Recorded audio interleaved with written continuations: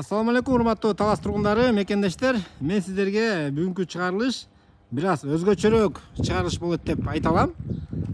Өтө чоң тамды, бүтө элек, толук бүтө элек тамды тартып берем. Буга чейин жаңы бүткөн тамдарды тартып берет элек.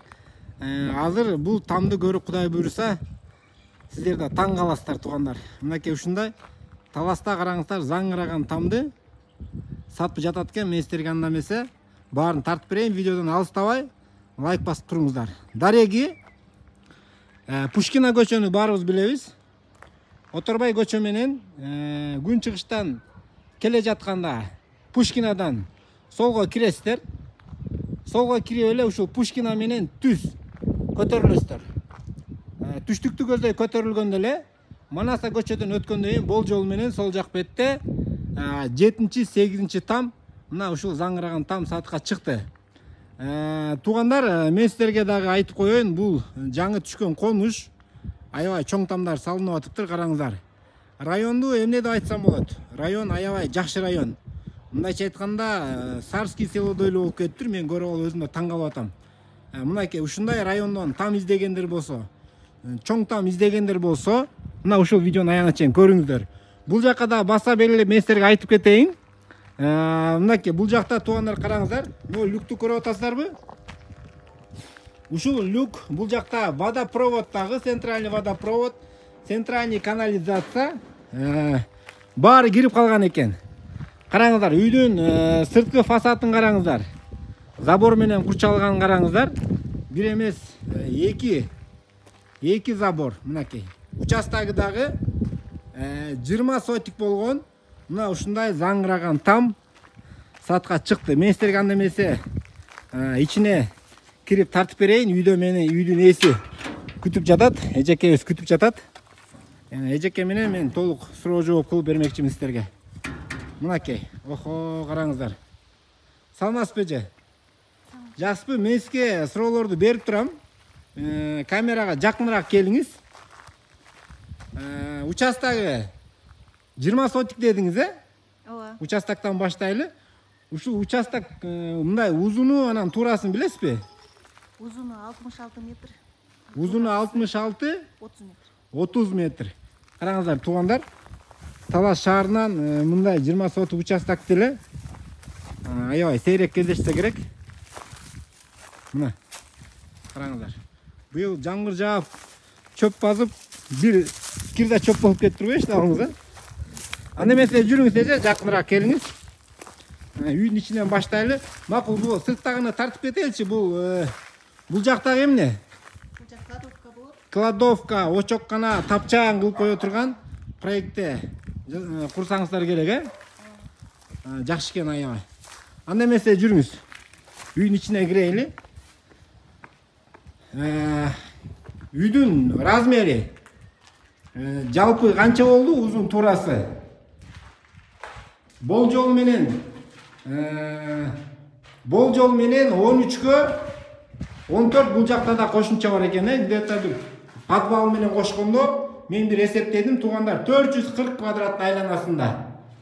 Мынакей кирип келгенде эле бул жагы душевая жана туалети. Бул жери подвал дедиңиз, Ооба. Подвалга мына ушул жерден подвалга кирет экен, лестница түшөт экен. Жана бул жерден 2-чи кабатка көтөрүлөт.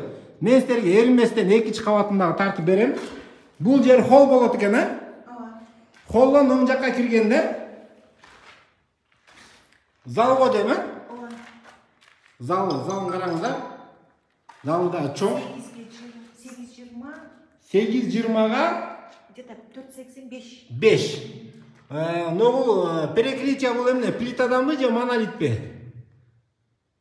Плитадан экен, Атайын плитадан караңыздар, мына сысма поястарын, колонналарды караңыздар. Чын эле же мындай муда жасалганы көрүнүп турат да. Мен өзүм стройканы түшүнбөсөм дагы, мындай стройканы түшүнбөгөн адамга дагы ушунчалык муда курулганы караңыздар, көрүнүп турат. Эжеке, бул жагы эмне? Спальня, Спальня. Бул жагы спальня экен. Размери бол жол менен 3,5га 4,5. Колдон эжеке мага жакыныраак келиңиз. Бул жагы кандай проектиде кылдыңыздар? Бул жак кухня болот. Бул жак кухня болот. Бул жерден атайын эшик калтырылган экен, нары очокканага, Ошо. сыртка чыкканга. Так, очоккана чыккан. Жакшы проект кылып турдуңуздар. Так. Анда эмесе мен силерге экинчи кабатын тартып берем. Эжеке сиз оор болуп чыкпай эле коюңуз. Мен чыгып тартып берейин мен силерге. Мына экинчи кабатка эжекем экөөбүз тең чыктык. Ушул жер лестница болот экен, нары көздөй. Ушул жакшы узунунан түшкөн айнекти көрдүңүздөр. Аябай жакшы вид берет экен. Экинчи кабатка чыкканда эжеке бул жагы дагы душ туалет экен, Мынакей. Бул жагы туалет, душ. Кыскасы, бул жак туугандар кабинет болот дейт, офис, Офис болот экен дагы, бул жагы душ туалет болот экен. Кыскасы биринчи кабатта да, экинчи кабатта дагы душ туалети менен. Бул жактан балконго чыгат экен, Так, балконундагы плита менен бекем кылып жазган экенсиздер, Мынакей балконун көрүп атасыздар. Балкондон мен силерге үстүнөн дагы бул районду тартып берип коеюн. Аябай жакшы район экен. Чын эле Сарский селого окшоштурдум. Бул жагы эмне? Спальня болот. Бул жагы спальня. Булардын потолоктору почти что бүтүп калыптыр, Гипсокартон менен ушундай ступенька кылып, корок кылып жазалып. Жумушу менимче бир 60-70% бүтүп калган сыяктуу экен. Бул немесинде мен таң калып атам да, аябай жакшы мастерлер, усталар шабагын бүтүргөн экен, подмаяк, Подмаягын көрүп мен өзүм таң калып атам. Анда эмесе жүрүңүз эже, кийинки бөлмөлөрүн айтып берип коюңуз. Бул жакта спальня болот. Бул жактагы спальня. Размери болжол менен 4/5, Бул жакта спальня. Бул жакта спальня. Ошондо экинчи кабатта 3 спальня. Бул жакта да бар, Бул жакта да 4 спальня. Бул жакчы? Бул жак эме болот. Гардеробный болот. Гардеробный болот. Бул жактын потолокторун караңыздар, ар бир комнатаны эриместен местерге потолокторуна чейин тартып берейин, мынакей. Гардеробный, мына шиттерин караңыздар. Бул монтажын баары бүтүптүр, жакшы бүтүптүр, Биринчи этажда дагы ушундай немени көрүп калдым, атайын шит ящикти. Экинчи этажы бүт мына жакшы проводтордон койгон экенсиздер, мен көрүп байкап турам. Үйдүн баары туугандар күн койбойт экен. Аябай мындайча айтканда проектсин жакшы чийген экенсиздер. Подвал жактарын, огород жактарын эми тартып берели. Мына экинчи кабатты көрүп атасыздар. Сысма поезддарын, колонналарын. Эже бул чын эле бул үйгө акчаны аябап турсуздар, көрүнүп турат. Бул потолокту, заливканы мына жерден көрүнүп турат, караңыздар. Базалит менен жапкан экенсиздер, Бунун үстүндө дагы бар. Базалиттин үстүнөн дагы куйдуңуздар беле? Эмне куйдуңуздар беле? Үстүнө жанагы пенопласт дейт. Неме? Пенобетон. Анын үстүнөн дагы эме куйулган жана. Лай мененчи. Охо, кыскасы мынакей карасаңыздар туугандар. Базалит куюлуптур чокусуна. Андан кийин дагы пенобетон жана дагы лай менен дагы ушундай баягы жылуулукту эң сактап туручу потолок эмеспи? Мындайча айтканда муда салынганы өзүңүздөр деле көрүп турсуздар. Кирпичтен, толук. Межкомнаттардын дагы стеналары баары кирпичтен. Кыскасы туугандар, бул үйдөн келип менмин деген архитекторлор келсе дагы бир кемтик таппагандай эле үй экен. Мага жакты. Анда эмесе астына түшөбүз азыр. Астына түшүп, арт жактарына тартып бермекчимин мен силерге, алыстабай туруңуздар.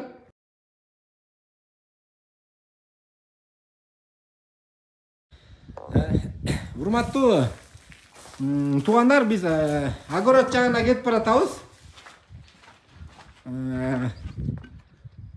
Охо, биян кенени шумдук коё, тиги сеткага чейин го дейм эже. Мынакей. Эки каптал асты баары тосулган, болгону төр жагы эле сетка менен тосулган экен. Бул жак подвалга ушул жагы менен киребиз, ичинен да лестница болот экен. Бирок тилекке каршы азыр мен силерге ичин көргөзүп бере албайм. Бул жакта усталар мык кагып кеткен экен. Ичи дагы шыбалган деп атасыз, Бул подвалдын дагы ичи шубалып калыптыр. Анан скважина казганбыз дедизби? 11 метрден. Жакшы экен туугандар. 11 метрден мындайча айтканда таза суунун немесине жеткирген экен. Скважина менен дагы артезия мындайча айтканда. Андан кийин водопровод дагы скважина дагы 2 в 1 кылып суу жагына мындайча айтканда маселе жаралбайт. Бул жагычы эже топка. Мынакей топка туугандар. Биринчи кабаттын шитин көрүп атасыздар. Могул монтажга да мани өрип коюңуздар. Акыркы мындайча айтканда жаңы метод менен ар бир немеге бирден провод алып кеткен экен эже. Мына караңыздар, проводдун көптөрүн караңыздар. Нерде проводдон баш айланат экен да. Ушунчалык мындайча айтканда бул үйдү көрүп мен таң калып, суктанып турам. Чын эле муда жасалганы көрүнүп турат. Жүрүңүз анда эмесе басына келели. Мына мен силерге ушу күнгөй бет жагынан дагы үйдүн сырткы көрүнүшүн тартып берип атам. Наркы беттин өзүңүздөр көрдүңүздөр, мен көчө жактан кирип келаткандагы сырткы көрүнүштөрүн тартып бердим. Кыскасы туугандар, бул үй жагат сиздерге. Бул жерде эмне суу бар? Жанагындай 11 метрден чыккан бул жерде да суу бар. Ошондо эки жерге кагып салдыңар беле? Охо, эже. Мотор кош керек болсо моторду азыр Караңыздар, туугандар, мен силерге мындайча айтканда 3 мындайча айтканда суу бар экен. Сырттагы огород сугарганга дагы өзүнчө бул жерде 11 метр скважина казылган экен. Подвалдын ичине казылган экен. Жана ошондой эле водопровод менен келгени. Анан дагы унутуп бараткан экен айтып коём, мынакей караңыздар, алма бактар тигилген экен. Жалпы канча алма бак тиккенсиздер? 10дон ашык.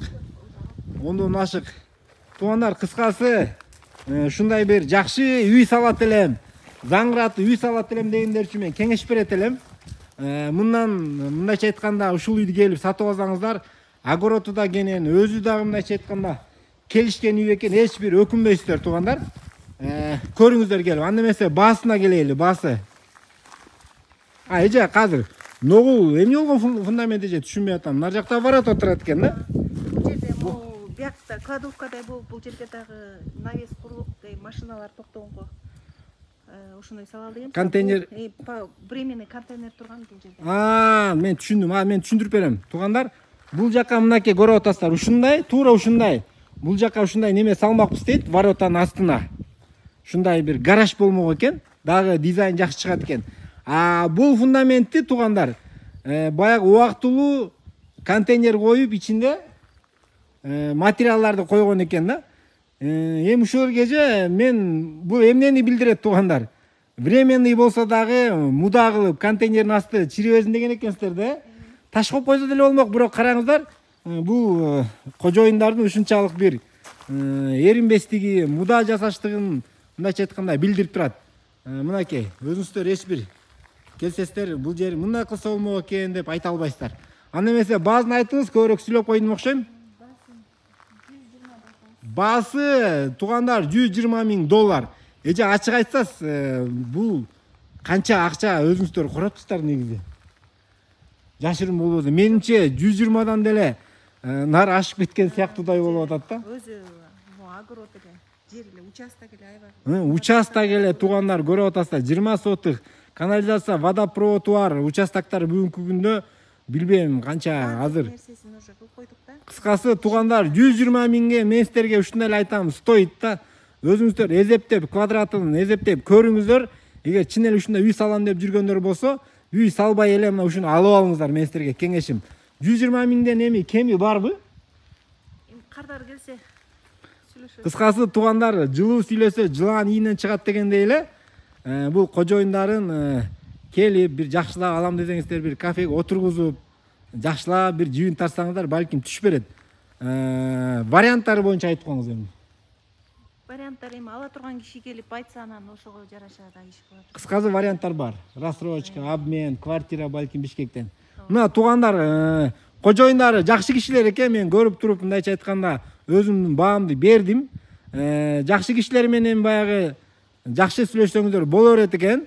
Вариант болгон вариантыңыздарды сунуштаңыздар. Бишкектен квартира болобу, машина болобу, рассрочка болобу айтып көрүп, кыскасы өзүңүздөрдүн сүйлөшкөнүңүздөргө жараша бул кожоюндар силерге көнүп берет деген үмүттөмүн.